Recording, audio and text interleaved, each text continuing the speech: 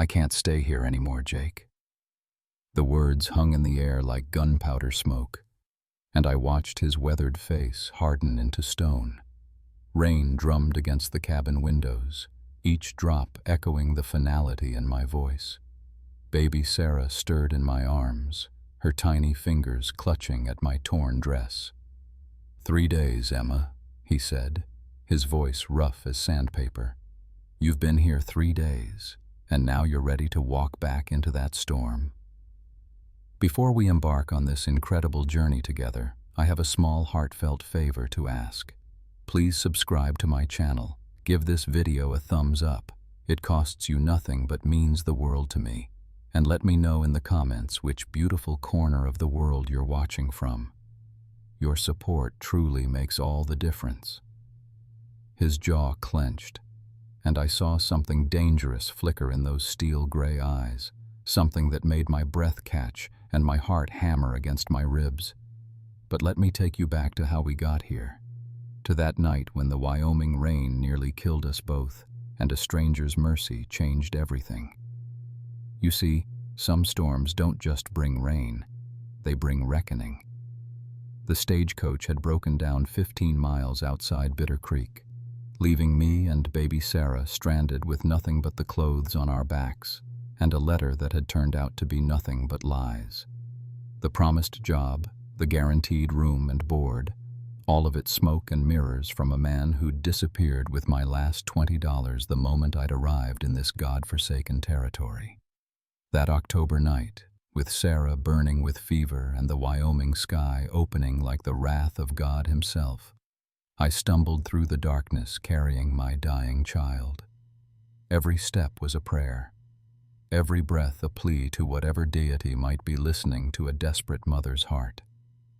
The cabin appeared through the sheets of rain like a mirage, warm yellow light spilling from its windows, smoke curling from the chimney into the storm-torn sky. I pounded on that door with fists that had lost all feeling, my voice hoarse from calling out into the wind. When the door swung open, I found myself staring up at the most intimidating man I'd ever seen. 6 feet of hard muscle and suspicion, with eyes that had seen too much, and a mouth that clearly wasn't used to smiling. Rain dripped from the brim of his black hat as he took in the sight of me. A half-drowned woman clutching a sick baby, both of us shaking like autumn leaves. "Please," I whispered, and that single word seemed to crack something deep inside his chest. What happened next would bind us together in ways neither of us could have imagined, setting in motion a chain of events that would test every belief I'd ever held about love, trust, and the lengths a person will go to protect what matters most. That moment of hesitation in his doorway felt like an eternity. But Jake Morrison was not a man who could turn away from desperation when it stood shivering on his porch. He stepped aside without a word, his calloused hand guiding us into the warmth of his cabin. The interior was sparse but clean, a stone fireplace crackling with orange flames, handmade furniture that spoke of a man who'd built this sanctuary with his own 2 hands, and everywhere the scent of leather and wood smoke that would forever remind me of safety. "She's burning up," I managed to say, unwrapping Sarah's blanket with trembling fingers. Jake moved with surprising gentleness for such a large man, his rough hands checking her forehead with the practiced touch of someone who'd tended fever before. Without asking permission, he lifted my daughter from my arms and carried her to a chair by the fire. "There's dry clothes in the chest," he said, nodding toward the bedroom. "Get out of those wet things before you catch your death." When I emerged in his oversized flannel shirt and pants rolled up to my ankles, I found him spooning water into Sarah's mouth, murmuring something too low for me to hear. She'd stopped crying for the first time in hours. "You know about babies," I said, settling beside him on the worn rug. "Had brothers once." His voice carried a weight that made me ache. "Long time ago." I didn't press, understanding instinctively that Jake Morrison's past was marked by losses too painful to excavate without permission. Instead, I watched him care for my child with a tenderness that seemed at odds with his stern exterior, and wondered what tragedy had taught him such gentle ways. "What's your name?" he asked as Sarah finally drifted into peaceful sleep. "Emma Hayes." I hesitated, then added, "Or it was. I'm not sure what it is now." Something shifted in his expression.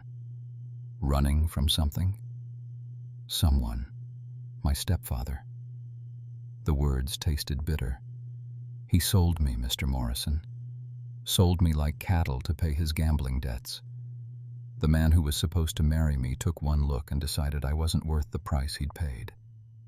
Jake's hands stilled on Sarah's blanket, and I saw his knuckles whiten. "Where?" "Bitter Creek. But he's gone now, and I have nowhere to—" I stopped, realizing how pathetic I must sound. "You'll stay here tonight," he said, and it wasn't a request. "Storm's too fierce for traveling, and the baby needs rest." I should have felt grateful, but something in his tone sent warning bells through my exhausted mind. "Mr. Morrison, I can't impose—" "Jake," he corrected, and his eyes met mine with an intensity that made my stomach flutter. "And you're not imposing. You're surviving." He stood to bank the fire, and I couldn't help but notice the powerful line of his shoulders, the way his muscles moved beneath his shirt. Everything about this man spoke of strength and capability, from his sure movements to the quiet confidence in his voice. "Tomorrow we'll figure out what comes next," he said, turning back to me. "But tonight, you sleep safe." As I settled into his bed with Sarah nestled against me, listening to Jake's quiet movements in the main room, I tried to convince myself that this was temporary, that I could accept his kindness for one night and then find my own way in the morning. But deep in my heart, I was beginning to suspect that Jake Morrison might not be the kind of man who let people walk away once he'd decided they needed protecting. And that realization both thrilled and terrified me in equal measure. Dawn brought clarity and the harsh reality that I had nowhere to go, a truth that seemed to hang in the morning air like the scent of Jake's strong coffee. He was up before sunrise, moving quietly around the cabin so as not to wake Sarah and me, but I'd been awake for hours listening to the unfamiliar sounds of safety. When I finally emerged from the bedroom, I found him standing at the window, steam rising from a cup in his hands. "Sleep?" he asked without turning around. "Some." I smoothed down my borrowed clothes, suddenly aware of how I must look in his oversized shirt. Sarah's fever broke. "Good." He faced me then, and I was struck again by the sharp angles of his face, the way the morning light caught the silver at his temples. "Coffee?" I nodded, accepting the warm cup he offered, our fingers brushing in a way that sent unexpected heat racing through my veins. Jake pulled his hand back as if he'd been burned, and I wondered if he'd felt it too. That spark of something dangerous and electric. "About yesterday," I began, but he held up a hand. "Woman shows up at my door half dead in a storm, carrying a sick baby. I don't need explanations." His voice was gruff, matter-of-fact. "Question is what you're planning to do now." I stared into my coffee, fighting back the tears that threatened. "I don't know. I used the last of my money for the stage fare here and the job I was promised." I laughed bitterly. Turned out to be a lie designed to get me out of Ohio. "What kind of work can you do?" The question wasn't unkind, but it reminded me how limited my options were in this harsh territory. "I taught school back home. I can cook, clean, tend a garden. My father was a doctor before he died. He taught me some healing arts." Something flickered in Jake's eyes at that last part. "Healing, you say?" "Herbs, simple medicines. Setting bones if I have to." I lifted my chin, pride stiffening my spine. "I'm not helpless, Mr. Morrison. Just temporarily without resources." He set down his cup with deliberate care. "I've got a proposition." My stomach clenched. I'd heard those words before, from men whose propositions invariably involved my virtue and their pleasure. But Jake's expression held no trace of the leering hunger I'd learned to fear. "This place needs a woman's touch," he continued. "Haven't had decent cooking in years, and there's mending piled up that I keep meaning to get to. House could use proper cleaning, and I've got a garden plot that's gone to weeds." "You're offering me work?" "Room, board, fair wages. Nothing more, nothing less." His jaw tightened. "You'd have your own space in the back room, and I give you my word as a gentleman, that you and your baby would be safe under my roof." The offer was more generous than I'd dared hope, but something in his carefully neutral tone made me hesitate. "And in return, you keep house, tend my meals, maybe help with the stock when you're able." He paused, studying my face. "There's one more thing. This territory can be hard on a woman alone, especially one with a child. Man sees you living on my land, working my place. He'll assume you're my woman. Might be safer if we let him." Heat flooded my cheeks. "You want me to pretend to be your wife?" "I want you to be safe," he said simply. "Won't ask anything of you that a wife would give, but the appearance might keep the wolves at bay." It was practical, sensible even, but the thought of playing house with this intimidating, magnetic man made my pulse race in ways that had nothing to do with fear. I thought of Sarah sleeping peacefully in the next room, of the long journey that had brought us to this doorway, of the alternatives that awaited us in Bitter Creek. "I accept," I said, and tried to ignore the way Jake's shoulders relaxed, as if he'd been more nervous about my answer than he'd let on. "Good." He moved toward the door, then stopped. "Emma, this arrangement, it works as long as we both want it to. You're not trapped here. You understand that?"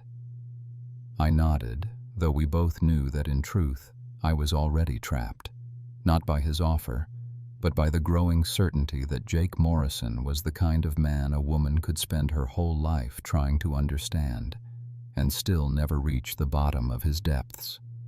The first week of our arrangement passed in a careful dance of boundaries and unspoken questions, each of us learning the rhythm of sharing space with a stranger. Jake left early each morning to tend his cattle, returning at sunset with dust on his clothes and a weariness in his eyes that spoke of hard labor and harder memories. I threw myself into transforming his bachelor cabin, scrubbing years of neglect from every surface and trying not to notice how his presence filled every room, even when he wasn't there. Sarah thrived in the clean mountain air, her color returning along with her appetite. She seemed to sense Jake's gentleness beneath his stern exterior, reaching for him with tiny fists whenever he passed, earning what might have been smiles from a man who'd clearly forgotten how to use them. "She's taken with you," I observed one evening as he held her by the fire, her small hand wrapped around his calloused finger. "Babies know things," he said, his voice unusually soft. "They can sense who's safe." "Is that what you are, Jake Morrison? Safe?" He looked up at me then, and for a moment I saw past the careful walls he'd built around himself. "I try to be. Wasn't always." Before I could ask what he meant, Sarah began to fuss, and the moment slipped away like smoke. But I filed it away with all the other small revelations I was collecting about this man who'd taken us in. The way he unconsciously reached for a gun that wasn't there when strangers approached. The nightmares that sometimes woke him in the dark hours before dawn. The careful distance he maintained between us, even as his eyes followed my movements around the cabin. The trouble started the following Saturday when we made our first trip to town together for supplies. Jake had hitched the wagon early, his expression grim as he helped me up to the seat beside him. "Keep close to me in town," he warned, settling Sarah's basket between us. "And let me do the talking." Bitter Creek was everything I'd expected from a frontier settlement. Mud streets, false-fronted buildings, and men who stared too long and smiled too little. Jake kept his hand on his gun as we walked through the general store, and I began to understand why he'd been so insistent about appearances. The proprietor, a thin man with calculating eyes, looked me over with obvious interest. "Heard Jake took in a stray," he said, his grin revealing crooked teeth. "Mighty charitable of you, Morrison." "My wife," Jake said quietly, and his arm came around my waist with possessive firmness. "Emma Morrison."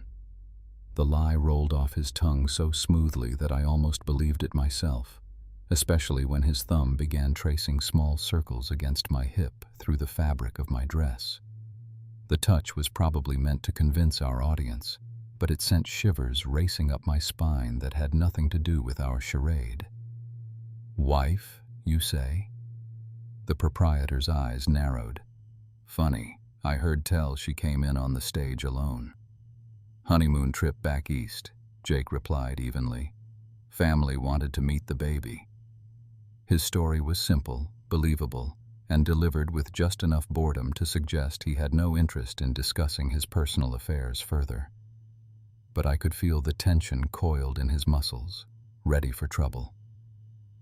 "Well then," the man said, clearly disappointed by Jake's calm response. "Congratulations are in order, I suppose."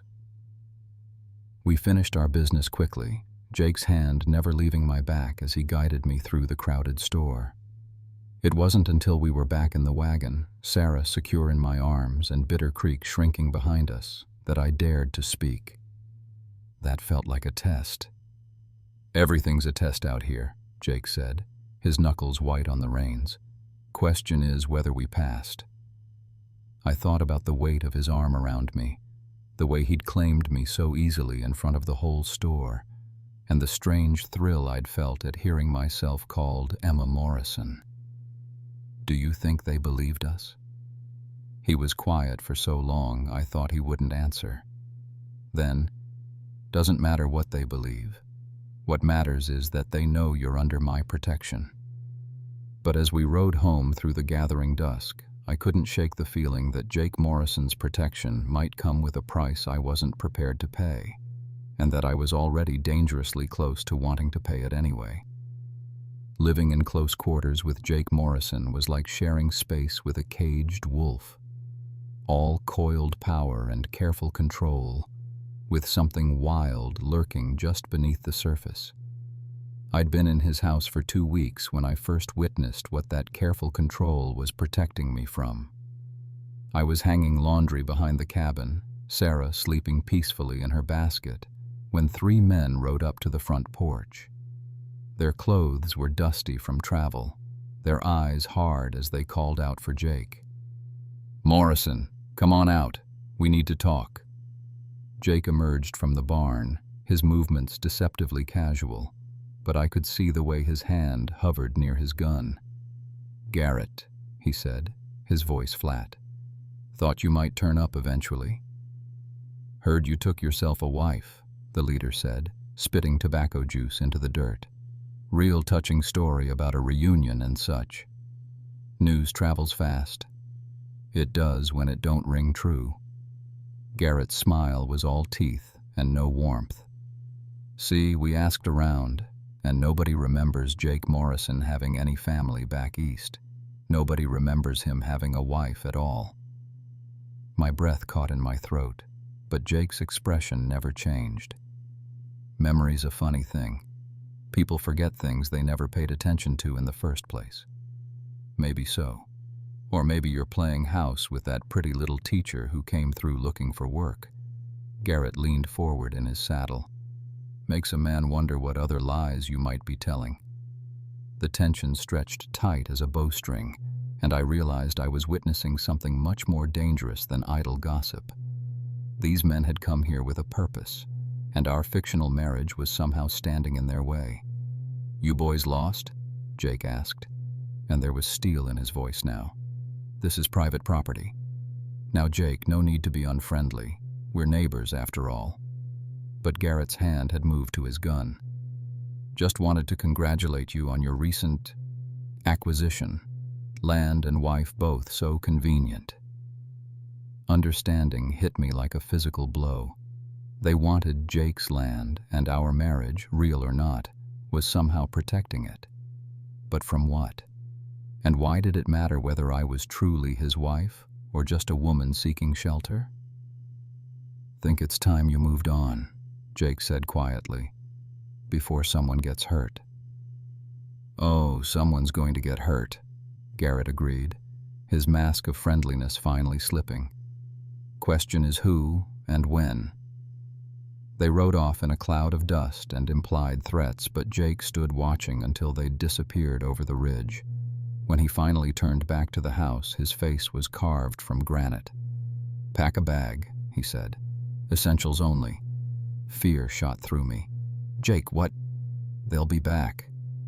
He was already moving, pulling rifles from concealed places around the cabin. "Tonight, maybe tomorrow. And when they come, they won't be interested in conversation." "But why? What do they want?" He stopped, looking at me with eyes that held depths of pain I was only beginning to understand. "My land sits over one of the best water sources in the territory. Been fighting off attempts to buy me out for years, but lately they've gotten more creative." "The marriage," I breathed, understanding flooding through me. "If you're single, they can challenge my claim, drive me off, take it by force if necessary. But a married man with a family has stronger legal standing, especially if his wife can testify to their threats." His laugh was bitter. "Ironic, isn't it? The lie we told to keep you safe might be the thing that keeps me from losing everything I've built." I stared at him. This man who'd sheltered us without question, who was now facing danger because of our deception. "What do you need me to do?" "Stay alive," he said simply. "And if anyone asks, you're my wife in truth. Our lives may depend on it." As I gathered our few possessions with shaking hands, I realized that our comfortable arrangement had just become something much more complicated. We were no longer just playing house. We were playing for keeps, in a game where the stakes were everything Jake Morrison had worked to build. And despite the terror racing through my veins, part of me thrilled at the thought that he trusted me enough to make me his partner in this dangerous charade, even if it was only pretend. Jake led us into the hills behind his property as the sun set, carrying Sarah while I struggled to keep pace with his long strides through the gathering darkness. "There's a line shack about 3 miles up," he explained, his voice low. "Used it during roundup. Should be safe there until I can figure out our next move." Our next move. The word sent a warm flutter through my chest, despite our dire circumstances. When had I become part of his "our"? And why did it feel so natural? The cabin was smaller than Jake's house, crude but weatherproof, with a stone fireplace and 2 narrow bunks. Jake set about making a fire while I settled Sarah for the night, both of us moving with the careful quiet of people who knew that voices carried in the mountain air. "How long can we stay here?" I asked once we'd eaten a cold supper of bread and preserved meat. "Long as it takes." He was checking his rifle for the 3rd time, his movements automatic. "Garrett's not patient, but he's smart. He'll wait until he thinks we've gotten comfortable before he makes his real move." "And then?" Jake's hand stilled on his weapon. "Then we find out what kind of man I still am when it counts." Something in his tone made me look at him more closely. In the flickering firelight, his face was all sharp angles and shadows, and I saw again that carefully leashed violence I'd sensed from our first meeting. "Jake," I said carefully, "what happened to your brothers?" He was quiet for so long I thought he wouldn't answer. When he finally spoke, his voice was barely above a whisper. "Army patrol 5 years ago. I was scouting for them, knew the territory, needed the money. He stared into the fire as if seeing ghosts in the flames, led them straight into an ambush, lost 6 good men, including my younger brother Tom. My heart clenched. It wasn't your fault, wasn't it? His laugh was harsh. I was supposed to know every trail, every hiding spot, should have seen it coming. He looked at me then, and his eyes were haunted. After that, I came here, built that cabin with my own hands, swore I'd never be responsible for anyone else getting hurt again. The pieces fell into place. His isolation, his reluctance to get involved, the way he'd hesitated before letting us into his home. But you let us stay. Couldn't leave a baby to die in the rain. His voice roughened. But keeping you here, putting you in danger because of my problems. Stop. I moved closer to him, close enough to see the pain etched in every line of his face. You saved us, Jake. Without you, Sarah and I would have died that first night. He shook his head. You don't understand. Men like Garrett, they don't just take what they want. They destroy what they can't have. If they think you matter to me, do I? The question slipped out before I could stop it, and I felt heat flood my cheeks. Matter to you, I mean. Jake went very still, his eyes searching my face in the firelight. Emma, because you matter to me, I rushed on, throwing caution to the wind. More than I should let you. More than is safe for either of us. He reached out then, his calloused fingers tracing my cheek with heartbreaking gentleness. You matter, he said, his voice rough with emotion. God help us both, but you matter more than anything has in years. The distance between us seemed to shrink without either of us moving, and I found myself drowning in the gray depths of his eyes. His thumb brushed across my lower lip, and I heard him draw a sharp breath. Emma, if we cross this line...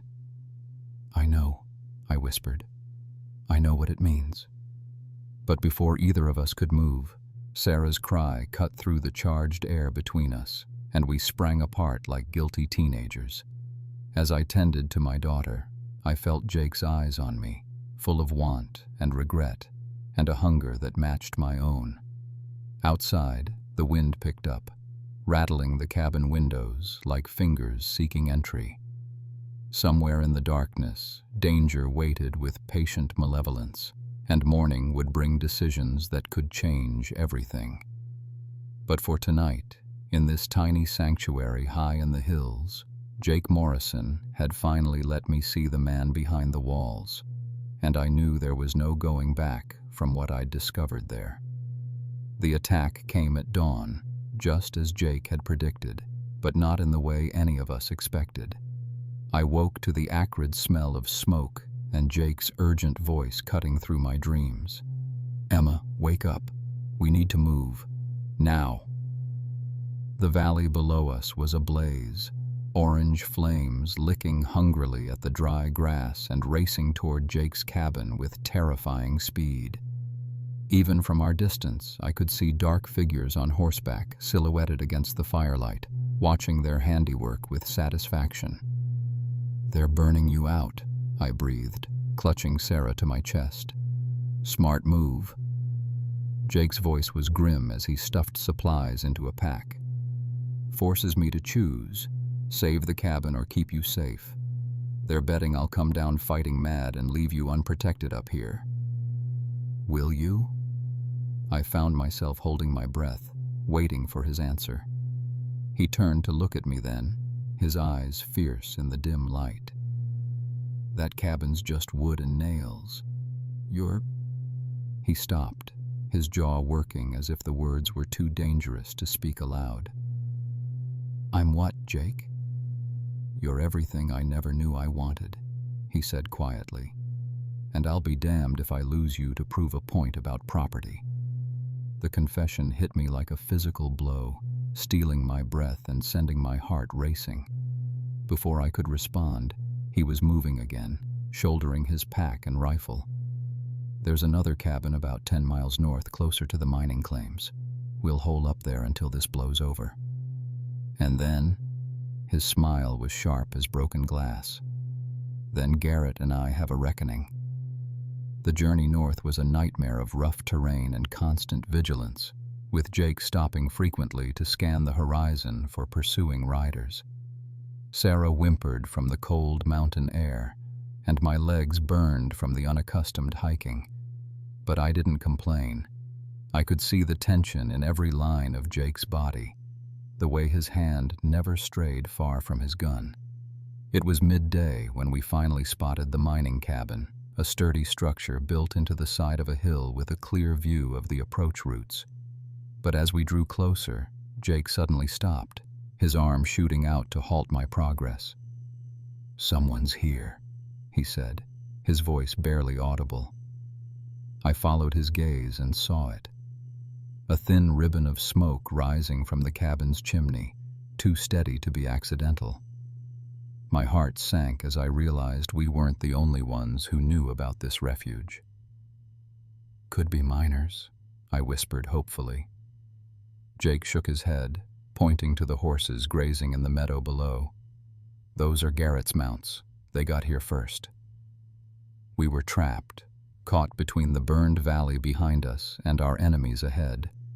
Sarah began to cry, her small voice echoing off the rocks, and I saw Jake's face tighten with desperation. "There," he said, pointing to a narrow game trail that led higher up the mountain. "Old Indian path. Leads to a cave system I used to explore as a kid." "Jake, we can't take a baby into those mountains. It's October. She'll freeze." "She'll freeze down here too if Garrett gets his hands on us." His voice was flat, final. "At least up there we'll have cover."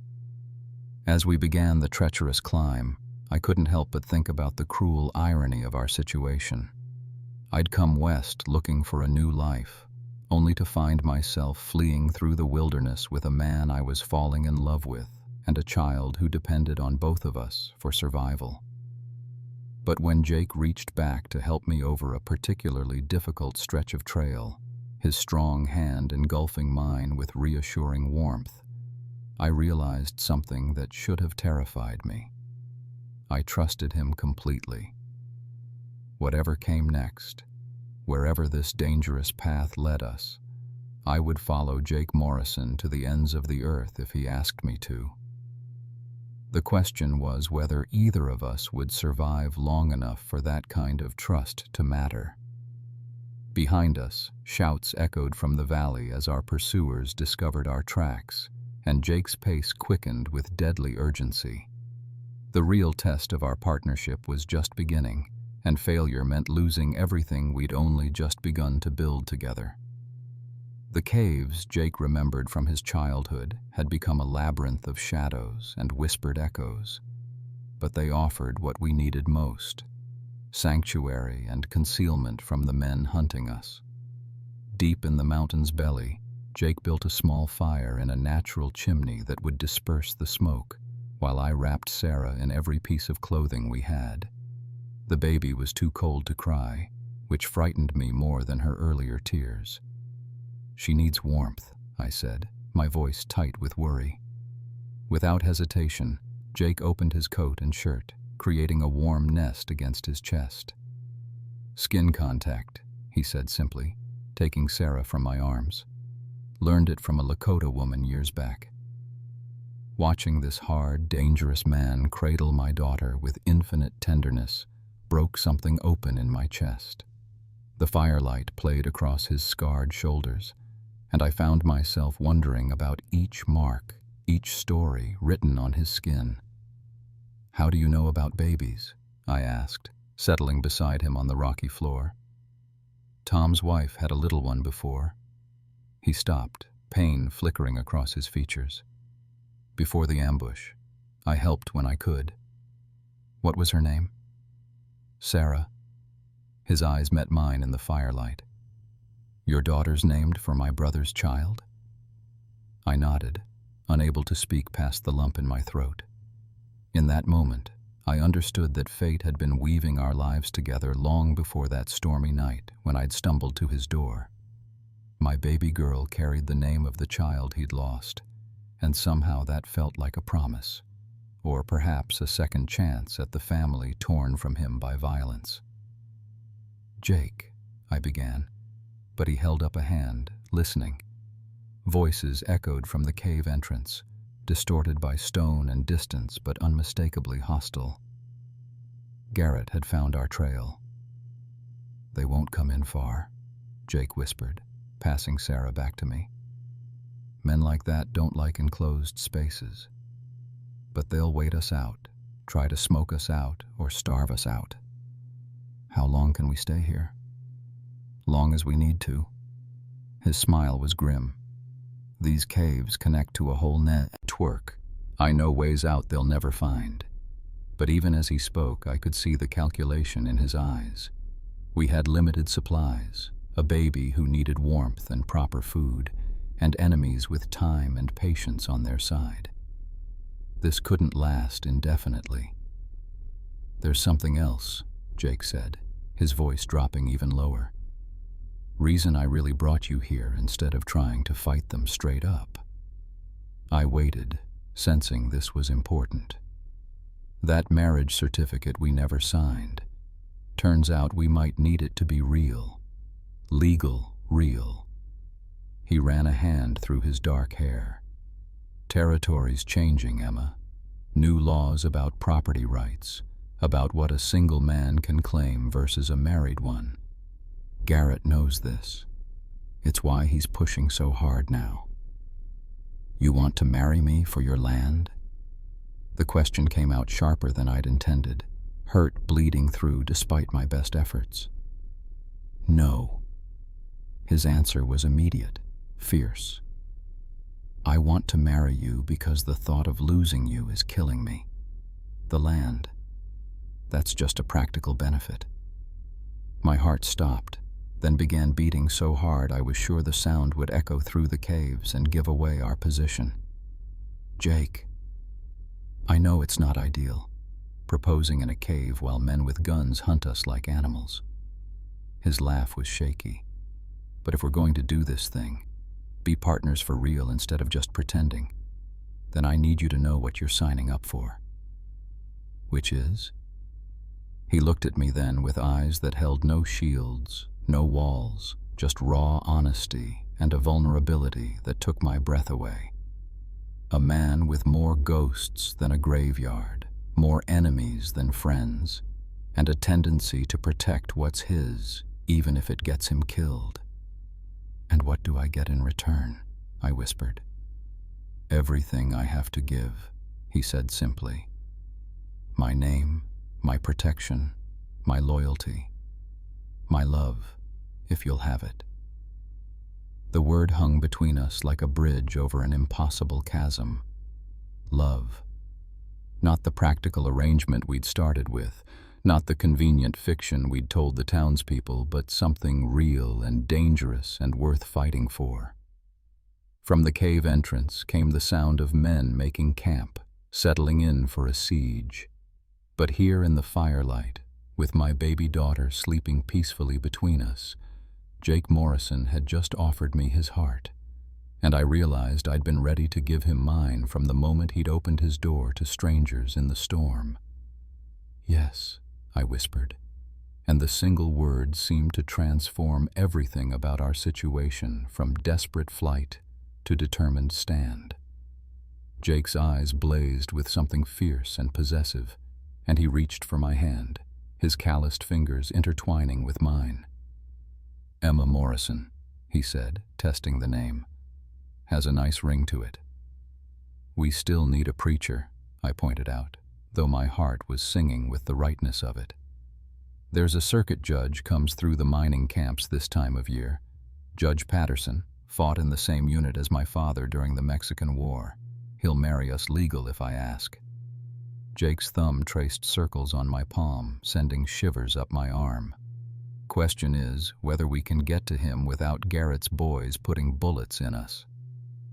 Outside our sanctuary, the voices had quieted. but we could still see the distant glow of their campfire reflecting off the cave walls. They were settling in for a long wait, confident that time was on their side. "Tell me about the other way out," I said. Jake's smile was sharp as a blade. "There's a passage that leads to an old mining shaft about 2 miles north. Comes out near Widow's Creek, where the judge usually camps when he's working the claims." "Usually?" "Won't know until we get there." He was already moving, banking our fire and gathering our few possessions. But it's better odds than trying to shoot our way past 5 armed men. The journey through the mountain's depths was like traveling through the earth's own veins, narrow passages opening into vast chambers, before narrowing again to gaps barely wide enough for our bodies.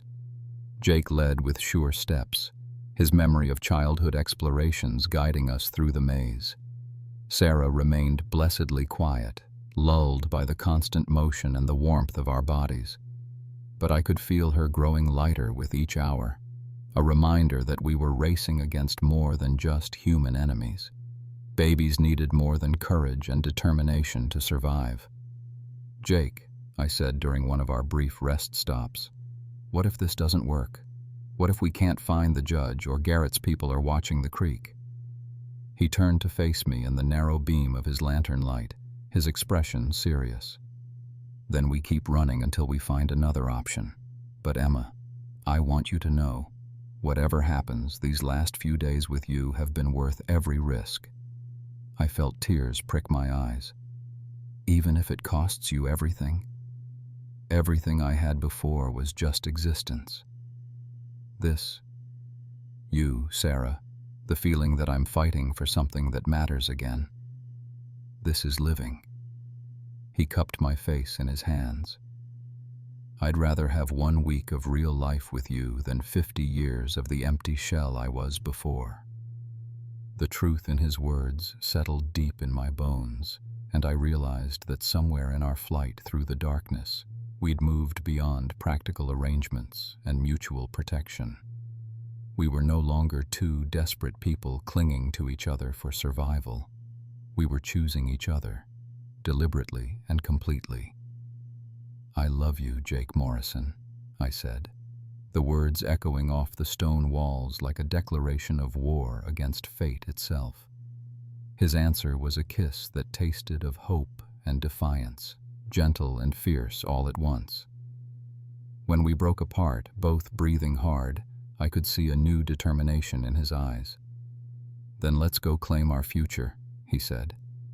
The mining shaft, when we finally reached it, was a vertical climb that tested every muscle in our bodies.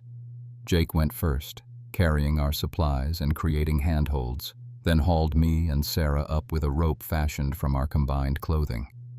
By the time we emerged into the pre-dawn darkness, we were all exhausted, but we could hear the blessed sound of running water nearby.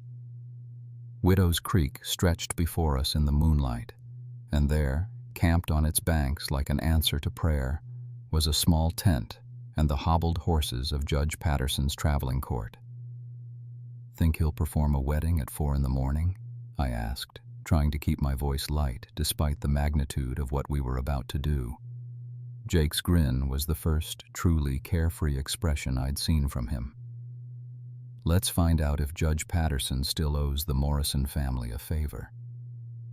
As we approached the sleeping camp, I realized we were about to wake a federal judge to perform an emergency wedding for a woman in men's clothes, carrying a baby, who'd just climbed out of a mine shaft with a man half the territory thought was an outlaw.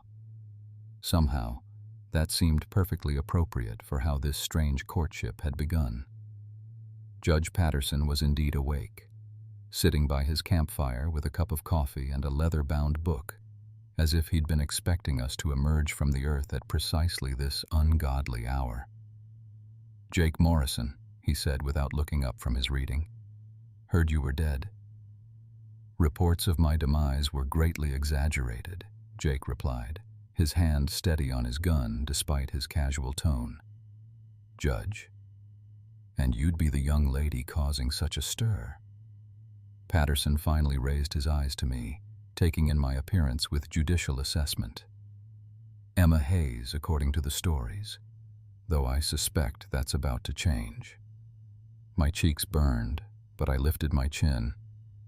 If you're willing to perform the ceremony, Your Honor. At 4:30 in the morning, after you've apparently crawled through half the mountain to get here?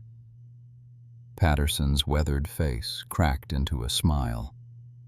My dear, I've performed marriages in stranger circumstances.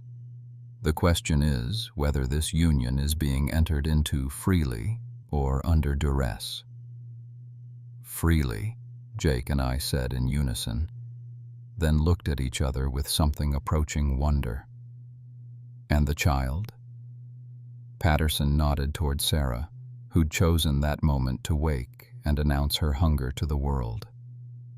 Mine, I said firmly. From my first marriage.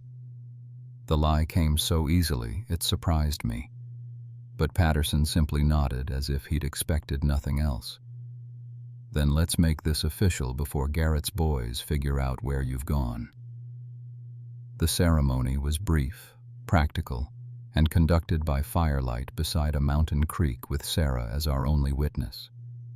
When Patterson pronounced us husband and wife, Jake kissed me with a reverence that made my knees weak, and I knew that whatever had started as convenience had become something sacred between us. Now then, Patterson said, producing an official-looking document from his saddlebags, about those property rights.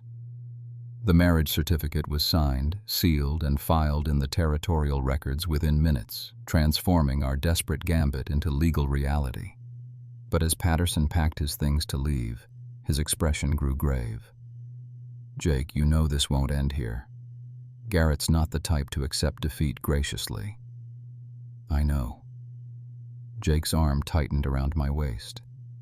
But now he's dealing with a married man with legal standing and a wife who can testify to his threats. See that she lives to do so, Patterson said quietly, then tipped his hat to me. Mrs. Morrison, congratulations and good luck. As the judge rode away into the dawn, Jake and I stood by the creek holding each other and our sleeping daughter, listening to the sound of water over stones and trying to process the enormity of what we'd just done. Mrs. Morrison, Jake said, testing the words again. How does it sound? Like home, I replied, and meant it more than any words I'd ever spoken. But our moment of peace was shattered by the distant sound of hoofbeats. Too many horses moving too fast. Garrett's men had discovered our deception and were closing in. The creek, Jake said urgently. They'll expect us to head back toward town or try for the main trail. But if we follow the water downstream, where does it lead? Eventually, back toward my land. But there's an old trapper's cabin about 5 miles down, built right into the bank. We can ford up there, make our stand on ground I choose. I thought about the life I'd imagined when I first stepped onto that stage in Bitter Creek. Quiet teaching, peaceful domesticity, safety for Sarah and me. Instead, I was married to a man I'd known for 3 weeks, fleeing through the wilderness toward a confrontation that might leave my daughter an orphan and my new husband dead. But as Jake helped me down the rocky bank toward the rushing water, his hand strong and sure in mine, I realized I wouldn't trade this desperate, dangerous reality for all the peaceful tomorrows in the world. We were fighting for something worth having, a love that had grown from mutual need into mutual choice, a partnership built on trust and tested by fire.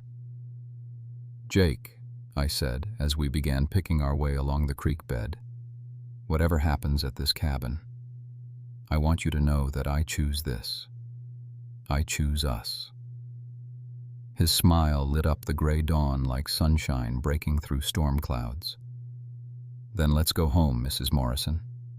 Time to show Garrett what happens when you threaten a Morrison's family. The word family settled around us like armor as we made our way toward whatever confrontation awaited, and I knew that no matter what came next, we would face it together. The trapper's cabin was a fortress of necessity, built into the creek bank with stone walls on 3 sides and a clear field of fire across the water approach. Exactly what we needed for the battle that was coming. Jake worked with desperate efficiency, checking the ancient rifle left by the cabin's long-dead builder and positioning our meager supplies for a siege. I fed Sarah and settled her in the safest corner I could find, trying not to think about what bullets could do to these thin walls. "How many men does Garrett have?" I asked, watching Jake's methodical preparations. 5, maybe 6, but they'll be cautious now that they know we're armed and in cover. He looked up from cleaning his rifle. "Emma, if this goes bad..." "It won't. But if it does," he continued firmly, "you take Sarah and you run. Follow the creek downstream until you hit the main road, then get to town and find Sheriff Coleman. Tell him everything." I moved closer to him, close enough to see the fear in his eyes, not for himself, but for us. "I'm not leaving you. You have to think about Sarah." "I am thinking about Sarah." I placed my hand over his on the rifle stock. "I'm thinking about the fact that she deserves to grow up with a father, and that if we run now, Garrett will just keep hunting us. This ends here, Jake, one way or another." He stared at me for a long moment, then nodded slowly. "Then we make our stand together." The attack came with the full morning sun, Garrett's voice calling across the water with false joviality. "Morrison, time to stop playing games. Send the woman out and we'll make this quick." "Counter-offer," Jake shouted back. "Ride away now and I won't put bullets in all of you." Garrett's laughter echoed off the canyon walls. "You're outnumbered and outgunned. This doesn't have to be hard." "Everything worth having is hard," Jake replied, and I felt a surge of fierce pride in this man I'd married. The first shots came from the ridge above us, rifles cracking like thunder and sending chips of stone flying from the cabin walls. Jake returned fire with cool precision, his bullets forcing the attackers to keep their heads down. "There," I said, pointing to movement in the trees across the creek. "2 men trying to flank us." Jake swore and adjusted his aim. "Can you load?" I'd never loaded a rifle in my life, but desperation made me quick learner. My hands shook as I measured powder and seated the bullet, but I managed to keep Jake supplied with ammunition as the battle raged around us. The fighting went on for what felt like hours, but was probably only minutes. In the lulls between gunfire, I could hear Sarah crying and my own labored breathing, but Jake remained steady as stone, choosing his shots with deadly care. It was during one of these quiet moments that I heard it, the sound of boots on the cabin roof. Someone had found a way to climb the back wall. "Jake," I whispered, pointing upward. He spun just as the roof hatch we hadn't noticed burst open, and Garrett himself dropped into the cabin with gun drawn. For a frozen instant, the 3 of us stared at each other across the small space. "Well now," Garrett said, his smile cold as winter death. "Isn't this cozy?" Jake's rifle was pointed at the window, useless at this close range. Garrett's pistol was aimed at my chest.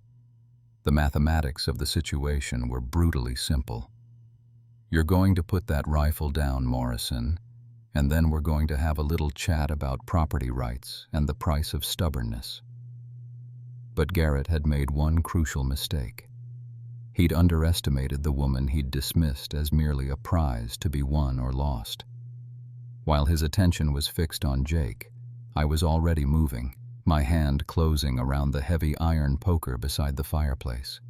The blow caught him across the temple with all the force of desperation and maternal fury. Garrett dropped like a stone, his gun spinning away across the wooden floor. Jake was on him in an instant, kicking the weapon away and checking for a pulse. "Alive," he said, his voice tight with adrenaline, "but he'll have a headache for a week." Outside, the shooting had stopped. Garrett's men were calling out, wondering why their leader had gone quiet. "Garrett's down," Jake shouted through the window. Next man who fires a shot answers to federal marshals for attempted murder of a territorial judge's witnesses. The bluff was magnificent and completely believable, delivered with such authority that I almost believed it myself. After a long, tense silence, we heard the sound of horses moving away. "Think they believed it?" I asked. Jake's grin was fierce and triumphant. "Don't matter what they believe, matters what they're willing to risk." He pulled me into his arms, Sarah between us, and held us both as if we were the most precious things in the world. 3 months later, I stood on the porch of our rebuilt cabin, watching Jake work with the horses in the corral while Sarah gurgled happily in my arms, and marveled at how completely our lives had transformed. The territorial marshals had indeed come calling, alerted by Judge Patterson's carefully worded report about threats against federal witnesses. Garrett and his men were now guests of the territorial prison, their scheme to steal Jake's land permanently thwarted by the marriage certificate that made our partnership legally unshakable. But the real transformation wasn't legal or financial, it was the quiet miracle of becoming a family. Jake had embraced fatherhood with the same fierce dedication he brought to everything else, teaching Sarah to hold her head up and smile, whispering nonsense songs to her when she fussed, defending her from the cats with mock solemnity that made me laugh until my sides ached.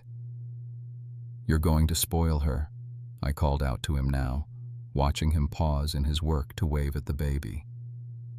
"Good," he called back, his smile bright as summer sunshine. "She deserves to be spoiled after all she's been through." The townspeople had eventually accepted our marriage as genuine, helped by the obvious devotion between us and the way Jake's protective instincts extended to every person in Bitter Creek. He'd become an unofficial mediator of disputes, his reputation for fairness and his unwillingness to back down from bullies making him a natural leader. As for me, I'd found my place not just as Jake's wife, but as the territory's unofficial healer, my father's medical training finally put to use caring for minors' injuries and childhood fevers. The combination of Jake's strength and my skills had made us valuable to the community in ways that went far beyond our romantic story. "Emma," Jake said, approaching the porch with that particular smile that still made my heart skip. "Got a letter from Judge Patterson today." I shifted Sarah to one hip, curious. "Oh?" "He wants to know if we'd consider moving to the new territorial capital. Says they need people they can trust to help build something lasting." Jake's eyes held the same question they'd held that night in the cave, not asking me to follow, but inviting me to choose our future together. I thought about the life we'd built here, the safety we'd fought so hard to secure, the roots we'd put down in soil watered with blood and tears. Then I looked at my husband's face, saw the excitement he was trying to hide, the sense of purpose that came from being needed for something bigger than survival. "What kind of people?" I asked. "The kind who understand that civilization isn't about buildings and laws. It's about protecting what matters, standing up for the vulnerable, building something worth passing on to the next generation." He reached out to stroke Sarah's cheek with one calloused finger. "The kind of people who know that family comes first, but community comes a close second." I smiled, knowing my answer before he'd finished speaking. "When do we leave?" His kiss tasted of promise and adventure, of all the tomorrows we'd build together with the same courage that had carried us through those desperate early days. When we broke apart, both of us laughing, Sarah chose that moment to reach for Jake's face with her tiny hands, completing our circle with perfect timing. Looking back now, I can see that everything that happened to us, the storm, the lies, the danger, even Garrett's greed, was necessary to forge us into the people we needed to be, not just for each other, but for the work that lay ahead. Sometimes the greatest love stories begin with the most desperate circumstances, And sometimes the strongest partnerships are built not in peacetime, but in the crucible of shared struggle. Jake Morrison and I found each other in the darkness and chose to build something beautiful from the wreckage of our separate pasts. As we prepared to leave Bitter Creek for whatever adventures waited in the territorial capital, I knew that we carried with us more than just our possessions and our dreams. We carried the knowledge that love, real love, isn't just about finding someone who makes you happy. It's about finding someone worth fighting for, someone whose courage makes you braver, whose trust makes you stronger. And if you're listening to this story and wondering whether such love exists for you too, whether you'll find someone worth building a life with despite impossible odds, well, I hope you'll keep watching, keep believing, and keep your heart open to the storms that sometimes bring exactly what we need, even when we don't know we need it. Thanks for joining me on Emma and Jake's incredible journey. If this story moved you, please share it with someone who believes in love that conquers all odds. Hit that subscribe button for more amazing tales of courage, romance, and the unbreakable bonds that make us human. And remember, sometimes the greatest adventures begin with the scariest leaps of faith.